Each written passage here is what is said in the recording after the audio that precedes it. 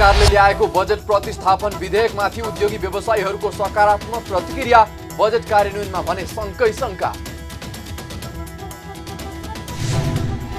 संशोधित बजेटका कारण फलामे छडको बिक्री वितरण रोकियो। 6वटा उद्योग मात्र लाभान्वित हुने गरी फलामजन्य सामग्रीको कर बढाएको उद्योगीहरूको आरोप। र प्रदेश नम्बर 1 को राष्ट्रिय गौरवको आयोजनाको रूपमा रहेको कोशी रिफ्रेसमेन्ट सेन्टर अलपत्र, प्रदेश सरकारले बजेटको व्यवस्था नै नगरेको आरोप।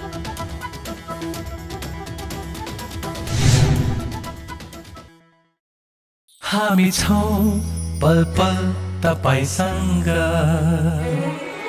हिमाल पहाड तराईसँग, साथ छ हाम्रो बढ्ने कदमलाई, सलाम छ ती पोरखे हातहरूलाई, जिन्दगी सजाइदिन्छौँ हामी, हर सासको साथी बन्छौँ हामी, सुरक्षा अनि समृद्धि प्राण छ हाम्रो, हर आफू पनि बचौं, अरूलाई पनि बचाऊ। आजै नेपाल लाइफमा जीवन बिमा गरौँ। हामी हौं नेपाल लाइफ।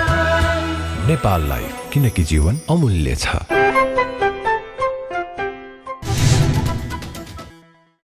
नमस्कार, कारोबार समाचारमा स्वागत छ। अब समाचार विस्तारमा। सरकारले ल्याएको बजेट प्रतिस्थापन विधेयकमाथि उद्योगी व्यवसायीहरूले सकारात्मक प्रतिक्रिया दिए पनि कार्यान्वयनमा भने आशंका गरेका छन्। बजेट प्रतिस्थापन विधेयक साधारण खर्च घटाउने र पुँजीगत खर्च बढाउने र वैदेशिक ऋण घटाउने गरी ल्याएको प्रति उद्योगी व्यवसायीहरूले सकारात्मक प्रतिक्रिया दिए पनि सरकारले ल्याएको जुनसुकै बजेटमा कार्यान्वयन पक्ष चुनौतीपूर्ण हुने गरेको भन्दै आशंका गरेका हुन्। नेपाल उद्योग वाणिज्य महासंघका वरिष्ठ उपाध्यक्ष चन्द्र ढकालले बजेटमा साधारण खर्च घटाउने र पुँजीगत खर्च बढाउने तथा वैदेशिक ऋण घटाउने गरी ल्याएकोले स्वागत योग्य रहेको बताउनुभयो। यस्तै बजेटले आन्तरिक उत्पादनलाई पनि प्राथमिकता दिएको बताउनुभयो। तर विगतका वर्षहरूमा पनि बजेट कार्यान्वयन नभएको पाइएकाले कार्यान्वयनमा ध्यान दिनुपर्ने उहाँको भनाइ छ। खास गरी यो प्रतिस्थापन विधेयक मार्फत जुन यो बजेट चाहिँ आयो, यसले केही कुराहरू जस्तो यहाँलाई चाहिँ भन्नुपर्दाखेरि एउटा चाहिँ जुन साधारण खर्च जुन चाहिँ भन्नाले चाहिँ घटाउने, पुँजीगत खर्च चाहिँ बढाउने र वैदेशिक लोन चाहिँ पनि घटाउने जुन ऊ चाहिँ राखेको छु, त्यो एउटा चाहिँ सकारात्मक चाहिँ ऊ चाहिँ छ। सँगसँगै चाहिँ के छ भने जस्तो यो आन्तरिक उत्पादनलाई भन्नाले अब डोमेस्टिक उत्पादनलाई चाहिँ प्रायोरिटी चाहिँ दिएको चाहिँ छ, भन्नाले रोजगारी सिर्जना गर्ने कुराहरूलाई प्रायोरिटी चाहिँ दिएको छ। त्यसै गरेर पर्यटनलाई पनि भन्नाले चाहिँ अब सर्टेन चाहिँ नम्बरको चाहिँ एउटा भनौँ न यो रोजगारी दिने जुन एउटा पर्यटन क्षेत्रलाई चाहिँ इन्करेज गरेको चाहिँ अवस्था चाहिँ छ। यता होटल सङ्घ नेपालका प्रथम उपाध्यक्ष विनायक शाहले पनि सरकारले ल्याएको प्रतिस्थापन विधेयक ठूला लगानीहरूमा प्रोत्साहन गर्ने गरी आएको भए पनि कार्यान्वयन हुन्छ कि हुँदैन भन्ने विडम्बना रहेको बताउनुभयो। उहाँले दशैं तिहार भनेर कार्यान्वयनमा ढिला नगर्न सचेत पनि गराउनुभयो। जुन बजेट प्रतिस्थापन बजेट आयो, त्यो बजेटमा पहिला जे कुराहरू आथ्यो त्यो कुराहरू छ। त्यसपछि अहिले चाहिँ नि अब ठुला लगानीहरूमा अलिक केही प्रोत्साहन गर्ने किसिमले करका कुराहरू अनि यस्ता कुराहरू थप केही कुराहरू आछ। त्यसले निश्चय पनि हाम्रो अब लगानी गर्नेलाई अब यहाँ जो बसिरहेछन्, अब अहिले त हामीलाई दुःख छ। 21 महिनादेखि हाम्रो शून्यको अवस्थामा हाम्रो कारोबार छ। त्यो कसरी टिक्ने भन्ने अवस्थामा केही कुराहरू केही हुन्छ कि भन्ने एउटा आशा जगाएको छ। अब सबभन्दा समस्या विडम्बना नै भनौँ, अब समस्या भन्दा पनि के छ भन्दाखेरि लागू हुने एकदमै कम छ। लागू हुने जुन हाम्रो कार्यान्वयन पक्ष एकदमै कमजोर छ। किन 2 महिना त गइसक्यो, यो चालु आर्थिक वर्षको 2 महिना गइसक्यो, बाँकी 10 महिना छ। त्यसमा पनि अब त्यो अब घोषणा त भयो, नीतिहरू त आयो, त्यसको अब कार्यक्रम खोज्ने, त्यसको कार्यनीति खोज्ने, त्यसको कार्यदिशा खोज्दै दशैं तिहार बित्नु भएन। यस्तै अटोमोबाइल्स डिलर्स एसोसिएसन नाडाका अध्यक्ष कृष्ण प्रसाद दुलालले पनि बजेट स्वागत योग्य रहेको बताउँदै नेपालमा अब अटोमोबाइल उद्योगहरूको उदय हुने धारणा व्यक्त गर्नुभयो। माननीय अर्थमन्त्री जनार्दन शर्माले आफ्नो प्रतिस्थापन बजेट मार्फत एसेम्बल गरी नेपालमा सवारी साधन उत्पादन गर्ने उद्योगले अनएसेम्बल अवस्थाका शीर्षक 87.2, 87.3 र 87.11 पर्ने सवारी साधन पैठारी गर्दा लाग्ने अन्तशुल्क र त्यस्ता उद्योगले उत्पादन गरेको तयारी साधन बिक्री गर्दा लाग्ने अन्तशुल्क महसुलमा 50% छुट दिने स्पष्ट व्यवस्था गरिआएकोमा नाडाले त्यसको स्वागत गर्दै सो निर्णय नेपालमा सवारी साधन एसेम्बलिङ उद्योग स्थापनाका लागि उसै ढुङ्गा साबित हुने अपेक्षा समेत राखेको छ। नाडाका अध्यक्ष दुलालले कोरोनाको यस्तो बेलामा वर्तमान सरकारले मोटरसाइकलको सेगमेन्टमा भइरहने परिवर्तनले प्रयोगकर्तालाई थप आर्थिक भार परेको भन्दै सरकारले गत वर्ष कायम गरेको सेगमेन्टलाई कायम गर्न आग्रह समेत गर्नुभयो। पर्यटन सम्बद्ध मजदुर श्रमिकले अल्पकालीन रोजगारी पाउने भएका छन्। कोरोना संक्रमणको जोखिमले पर्यटन क्षेत्र बन्द हुँदा कामविहीन भएका होटल पर्यटन क्षेत्रका मजदुर श्रमिकले काम पाउने भएका हुन्। यूएनडीपीको सहयोगमा पर्यटन बोर्ड र होटल संघ नेपालले पर्यटकीय स्थलको सरसफाई रङरोगन गर्ने काम दिएर श्रमिक मजदुरलाई अल्पकालीन रोजगारी दिन लागेका हुन्। होटल संघ नेपालले एक कार्यक्रमका बीच त्रिभुवन अन्तर्राष्ट्रिय विमानस्थलको बाहिरी भाग सफा गर्ने कामको सुरुवात गरेको छ। दैनिक 1000 को दरले रकम पाउने गरी 40 दिनको रोजगारी दिन लागि होटल संघका प्रथम उपाध्यक्ष विनायक शाहले बताउनुभयो। हामीले गरेको एग्रिमेन्ट अनुसार चाहिँ जसले काम गर्नुहुन्छ काम गरेको प्रतिदिन उहाँले 1000 रुपियाँ पाउनुहुन्छ र बढीमा एकजनाले 40 दिनसम्म काम गर्न पाउनुहुन्छ। अब 40 दिन काम गर्दाखेरि दिनको 1000 रुपियाँको हिसाबले उहाँहरूलाई पारितोषिक उपलब्ध हुन्छ। त्यसले गर्दाखेरि केही मात्रामा आउने मुखमा आइरहेको दसैँलाई केही खर्च जुटोस् र पनि हाम्रो पनि अब हामीले पनि सहर सफा गर्नमा केही योगदान पुगोस् भन्ने हिसाबले यो काम अगाडि बढायो। यता मजदुर संगठनका प्रतिनिधिले बेरोजगार बसेका श्रमिक मजदुरले चाडबाडको मुखमा थोरै भए पनि आर्थिक उपार्जन हुने रोजगारी पाउनु खुसीको कुरा भएको बताउनुभयो। कोठा बाल्नै तिर्न नसकेर बिजोग भएको अवस्थामा, भात खानै नपाएको अवस्थामा, दसैँ मुखमा आइरहेछ यस्तो अवस्थामा अलि त्यो पनि त्यो सहयोगी लेभलका होटलका श्रमिकहरू जो पब्लिक एरियामा काम गर्छन् ती त कम्तीमा यहाँ परिचालन गर्न सकिन्छ। त्यो मात्रै भयो भने पनि बाँच्न सक्छन् भन्ने नै हो यसको मुख्य अभिप्राय चाहिँ। यो अल्पकालीन रोजगारीबाट करिब 5000 जना श्रमिक मजदुर प्रत्यक्ष लाभान्वित हुने बताइएको छ। यस कार्यक्रममा पर्यटन सम्बद्ध सबै क्षेत्रका सङ्घ संस्था छाता संगठनले आफ्ना क्षेत्रका मजदुर श्रमिकलाई काम लगाउन थालेका छन्। सरकारले ल्याएको संशोधित बजेटका कारण फलामे छडको बिक्री वितरण रोकिएको छ। सरकारले संशोधित बजेट मार्फत गरेको व्यवस्थाले 6 वटा उद्योग मात्र लाभान्वित भएको आरोप लगाउँदै नेपाल स्टिल रोलिङ मिल्स एसोसिएसनले आयातित सामानको भन्सार छुटाउने कार्य तथा उद्योगबाट उत्पादित फलामे छड बिक्री वितरण कार्य समेत हाललाई रोकेको हो। बजेटमा विलेट आयात गर्दा 4.75% भन्सार कम लाग्ने उल्लेख छ। यसअघि आयात हुने विलेटमा प्रति मेट्रिक टन 1650 रुपैयाँ अन्तशुल्क लाग्दै आएकोमा त्यसमा वृद्धि गरी प्रति मेट्रिक टन 2005 रुपैयाँ अन्तशुल्क लगाएको छ। एसोसिएसनका अनुसार हाल देशमा साना ठुला गरी 30 वटा फलामे छड उत्पादन गर्ने उद्योग मध्ये 6 वटा उद्योगले मात्र पत्रु पगाली डन्डी उत्पादन गर्दै आएका छन्। उनीहरूले सरकारले सम्बन्धित पक्षसँग छलफल नै नगरी गरेको नीतिगत परिवर्तनले लगानीमा अस्थिरता पैदा हुने र लगानीको वातावरण खलबलिने साथै औद्योगिकीकरणलाई प्रत्यक्ष असर पर्ने बताएका छन्। यो व्यवस्थाले सोझै विलेट प्रयोग गरी उत्पादन गरिने डन्डी स्वत महँगो हुने पनि बताएका छन्। गत 1 वर्षमा 3टा इन्सिडेन्ट भइसकेको छ। म नाम लिन चाहन्न। पेपरमा अलिअलिको त आएको छ, सबै आएको पनि छैनन्। घाइतेहरू मर्नेहरू कहाँ उपचार गरे यहाँहरूले धेरै थाहा छ हामीलाई भन्दा पनि। यस्तो किसिमको लागि बढावा दिएर 24 वटा उद्योगलाई म त भन्छु असाइनेसन मार्ने बन्द गर्ने काम भएको छ। हामीले जब अध्यादेशबाट आएको बजेट आउने बित्तिकै ड्युटीमा जुन डिफरेन्सेस आयो त्यो स्वीकार्य नहुने अवस्था भएको कारणले हामीले हरेक ठाउँमा गएर हामीले गुहार्यौँ।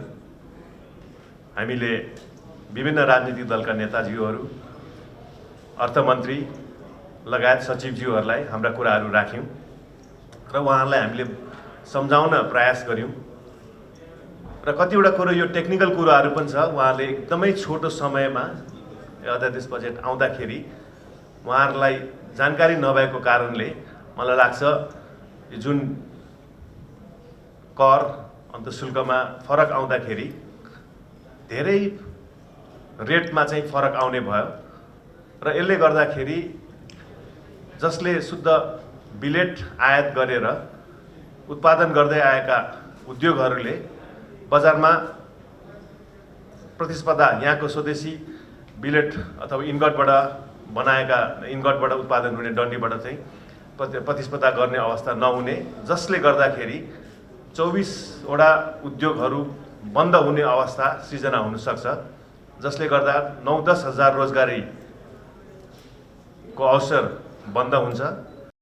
यस्तै कच्चा पदार्थमा 0% भन्सार महसुल हुनु भनेको विश्व व्यापार संगठनको नीति विपरीत हुने भन्दै एसोसिएसनले स्पन्ज आइरन र विलेट दुवै कच्चा पदार्थ भएको र आइरन ओरबाट निर्मित हुने भए पनि स्पन्ज आइरनमा 0% भन्सार दर र विलेटमा 4.75% भन्सार दर हुनु गलत भएको पनि जनाएका छन्।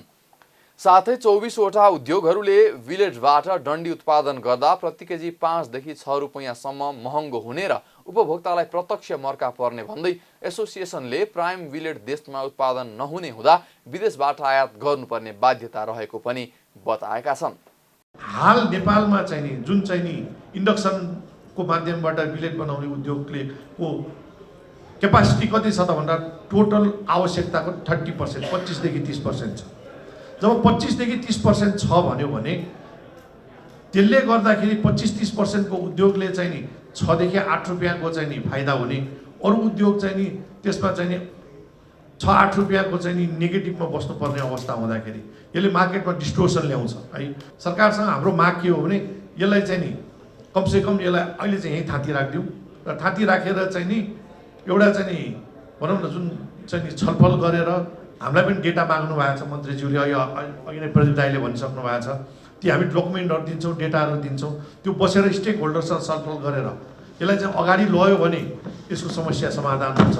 नभए यसले चाहिँ नि के अरे विकृति ल्याउँछ र यसले चाहिँ उद्योगलाई चाहिँ नि भइरहेको उद्योगलाई चलिरहेको उद्योगलाई चाहिँ बन्द गराएर चाहिँ नि केही उद्योगलाई मात्र प्रोत्साहन हुने हुन्छ।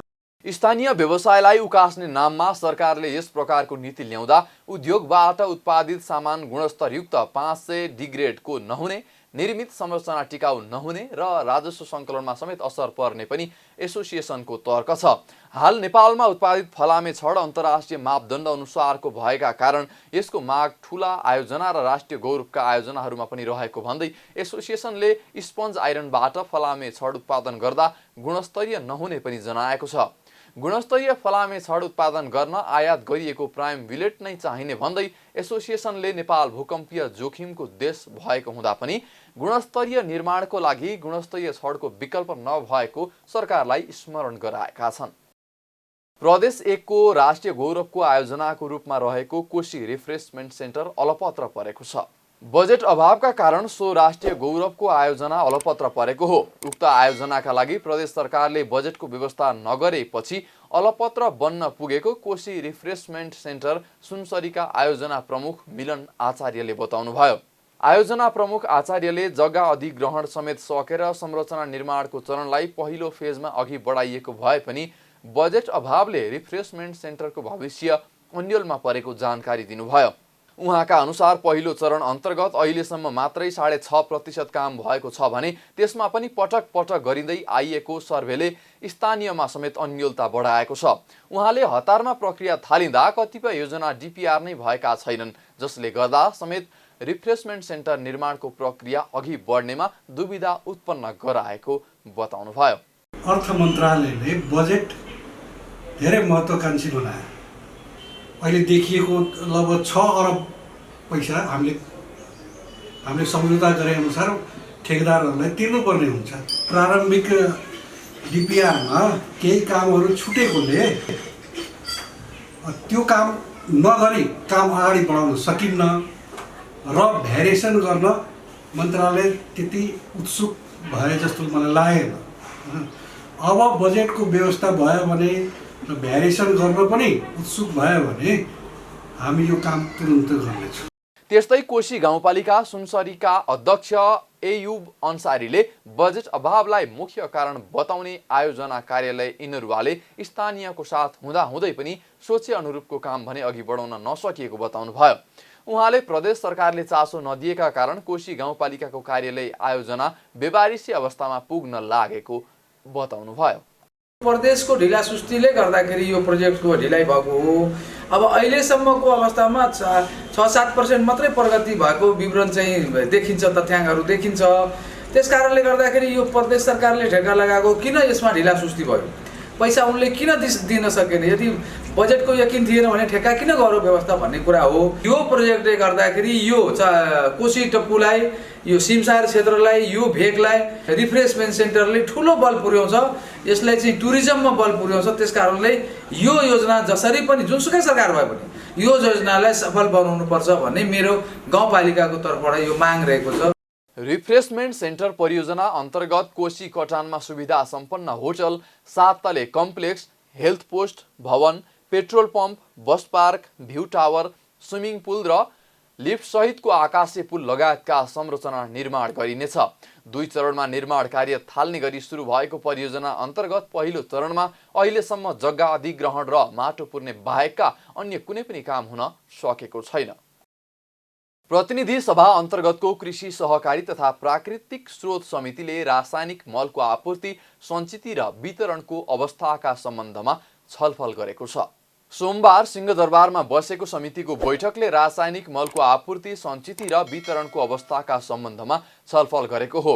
छलफलमा कृषि तथा पशुपन्छी विकास मन्त्रालयका सचिव डाक्टर कृष्ण प्रसाद आचार्यले अक्टोबरसम्म 70,000 मेट्रिक टन रासायनिक मल आइसक्ने बताउनुभयो। उहाँले रासायनिक मलको मूल्य धेरै बढिरहेकोले सरकारले निकासा गरेको बजेट अनुसार आवश्यक मल खरिद गर्न नसकिने बताउनुभयो। सचिव आचार्यले भारतसँग मल खरिद सम्बन्धी गरिएको सम्झौता अनुसार मल आयात भए मलको सङ्कट कम हुने बताउनुभयो। युरिया अर्को हप्ता 20 सेप्टेम्बरमा उत्तरी नाकाबाट 10,000 मेट्रिक टन आउँदैछ। त्यस्तै यो महिनाको अन्तिम सेप्टेम्बरको अन्तिमसम्ममा डिएपी ग्याप चाहिँ 5,000 मेट्रिक टन पनि उत्तरी नाकाबाट नै आउँदैछ। त्यस्तै अर्को 30,000 मेट्रिक टनको युरिया यो पनि आउने क्रममा छ र 25,000 मेट्रिक टन चाहिँ 15 अक्टोबरमा हामीले आउँछ भनेर सेड्युल। त्यो हिसाबले हेर्दाखेरि 40-70,000 मेट्रिक टन चाहिँ अक्टोबर 15सम्ममा नेपालमा आउने अवस्था छ। सुरु 20 सेप्टेम्बर हुन्छ।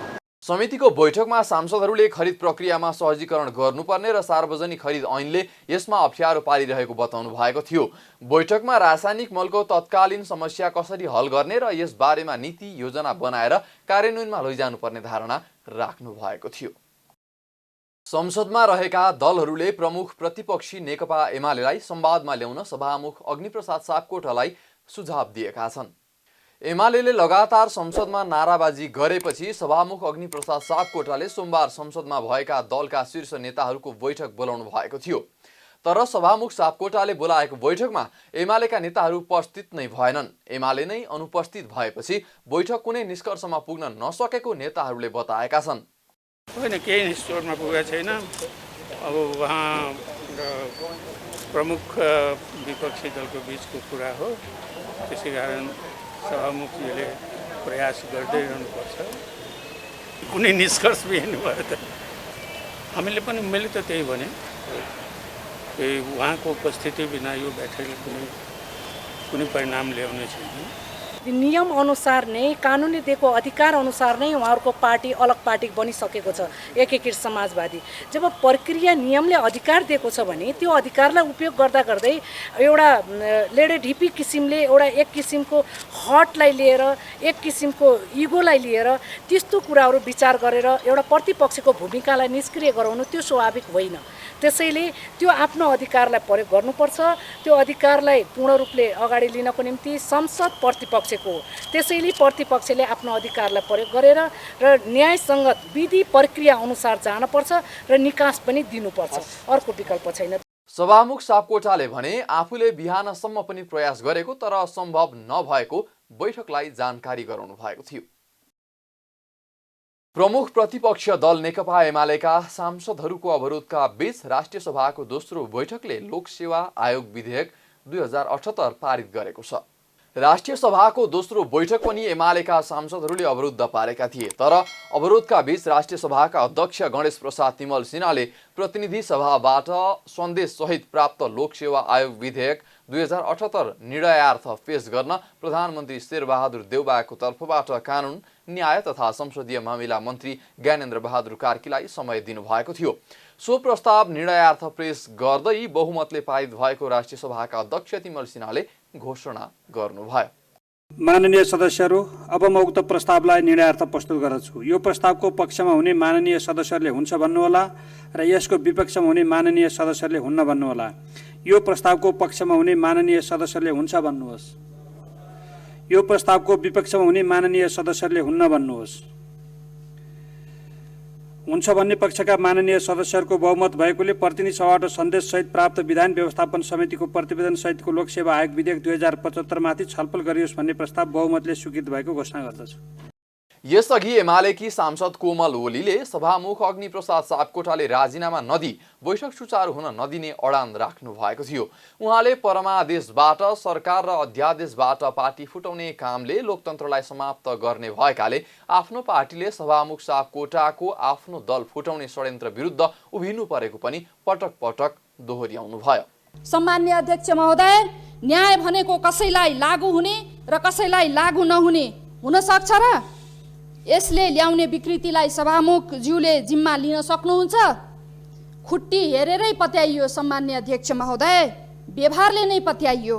मानव जीवनमा प्राप्त गरेको अमूल्य समयको जुन दुरुपयोग सभामुखले गर्नुभएको छ नेपालको संसदीय इतिहासमा कलङ्कित बन्नेछ। त्यसैले सभामुख जस्तो गरिमामय पदलाई आँच पुर्याएको हुँदा सभामुख भएर बस्ने अधिकार छैन भन्दै यो सदन रोक्न चाहन्छौँ र सदनको कारबाही अगाडि बढाउन हामी दिँदैनौँ सम्माननीय अध्यक्ष महोदय। धन्यवाद। एमालेका सांसदहरूको अवरोधका बीच राष्ट्रिय सभाको दोस्रो बैठकले राष्ट्रिय सभाका पूर्व सांसद रुक्म शमशेर राणाको निधनप्रति गहिरो शोक व्यक्त गर्दै शोक प्रस्ताव पनि पारित गरेको छ। गत भदौ 26 गते काठमाडौँमा निधन हुनुभएका उहाँ 2048 सालमा राष्ट्रिय सभा सदस्यमा मनोनित हुनुभएको थियो।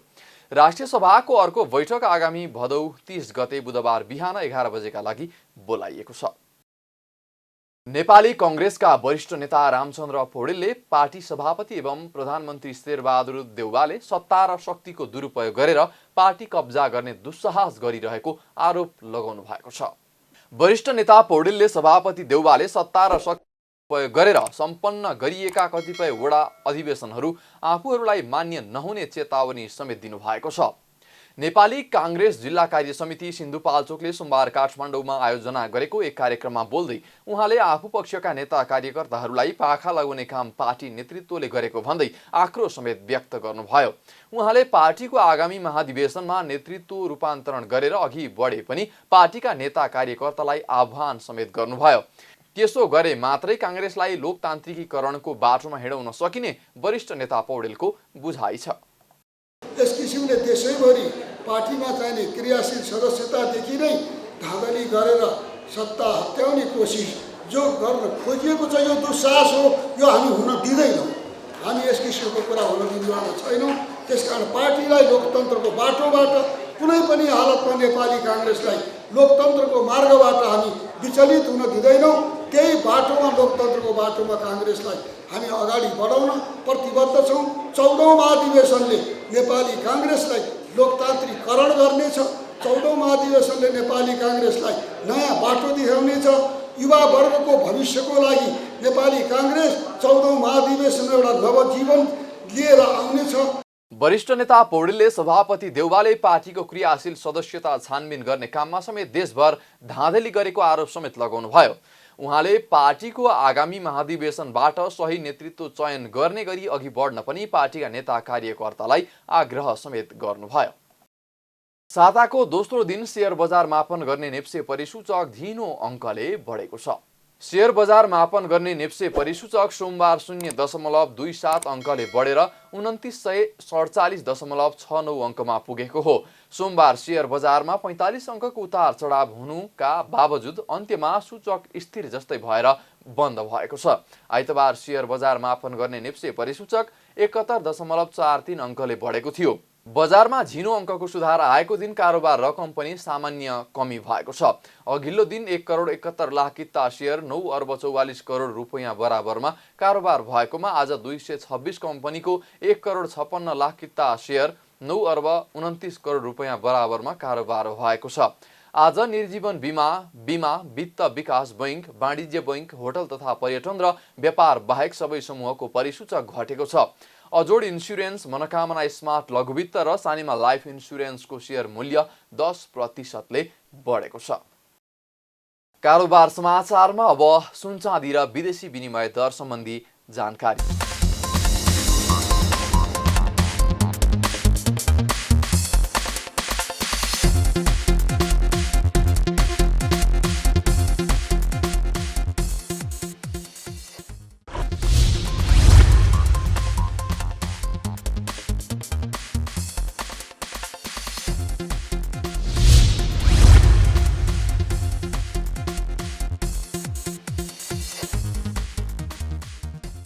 बिदा हुनु अघि अहिलेसम्मका प्रमुख समाचार फेरि एकपटक।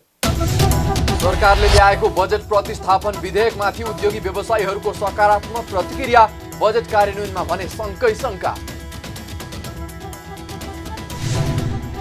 संशोधित बजेटका कारण फलामे छडको बिक्री वितरण रोकियो। 6वटा उद्योग मात्र लाभान्वित हुने गरी फलामजन्य सामग्रीको कर बढाएको उद्योगीहरूको आरोप। र प्रदेश नम्बर 1 को राष्ट्रिय गौरवको आयोजनाको रूपमा रहेको कोशी रिफ्रेसमेन्ट सेन्टर अलपत्र, प्रदेश सरकारले बजेटको व्यवस्था नै नगरेको आरोप।